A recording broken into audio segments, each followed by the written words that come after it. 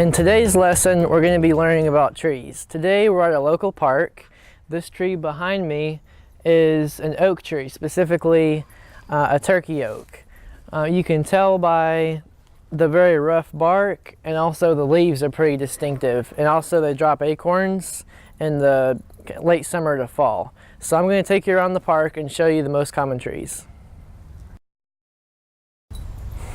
This tree behind me is a Sable Palm. This is a younger one, and this is an older one, that trunk you see right there. It's also the state tree of Florida, or in other words, it's also a cabbage palm or swamp cabbage, because the heart of the tree, where the fronds come out, they call it swamp cabbage. It's edible, you can eat it. It's pretty much heart of palm. That's what it is, if you've ever had that before.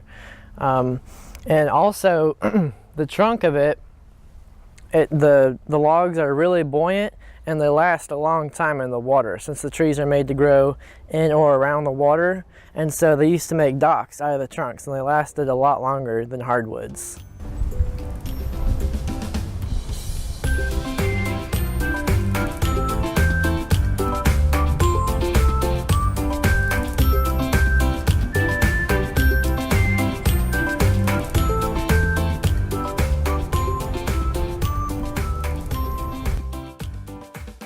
This tree behind me is a cedar tree, that one right there. It's a real small one.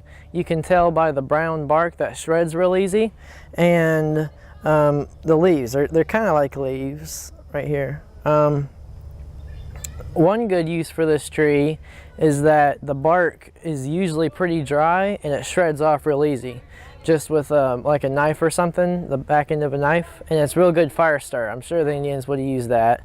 And also, it smells really strong, and so it's a good cover scent.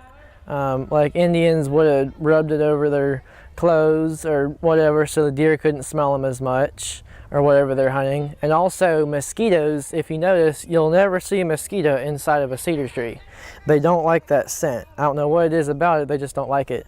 And so sometimes when the mosquitoes are real bad, they would have rubbed it all over their skin, and it would have kept the mosquitoes away a little bit. The cedar tree is also a conifer, which means it doesn't drop its leaves or needles in the winter like other trees. It stays on all year long, and then they eventually die and grow back.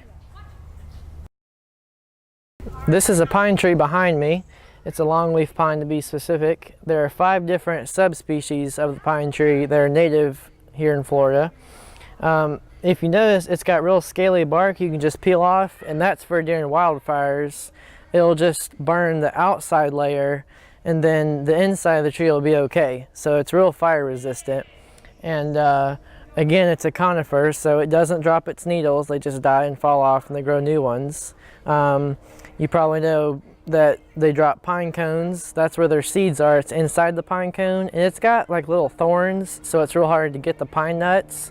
You can actually buy pine nuts in the store. They're really good, but squirrels and all kinds of stuff likes them, so that's why they got the stickers, just so it's hard for the squirrels to get them. This tree behind me is another Florida native. It's the sweet gum tree.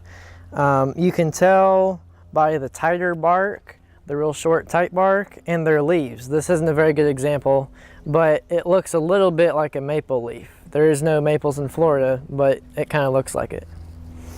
Another thing is their seed pods. This one's a little bit rotten, but when they come fresh off the tree, there's a bunch of spikes all around it. We used to call them porcupine eggs, but that's where the seeds are, inside of there, just so that nothing can get into them, destroy the seeds, eat them, or do whatever. And they also have nuts, sweet gum nuts. This one a squirrel ate, that's why it's split in half.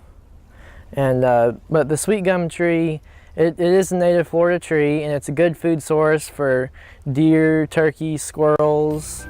A squirrel like this one.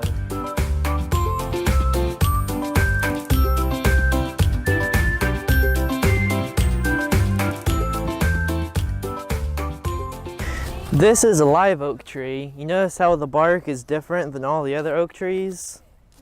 That's how you can tell it's a live oak. And when they get older, the tree will grow up like this, and then the branches will come back and sprawl on the ground. And that's how you can tell it's a live oak. This is a longleaf pine. This is a small one though. You can tell it's a long leaf because the needles are longer than normal. These are coniferous trees, which means it has needles instead of leaves, so they don't drop in the wintertime. And their pine cones is what holds their seeds. These are very nice.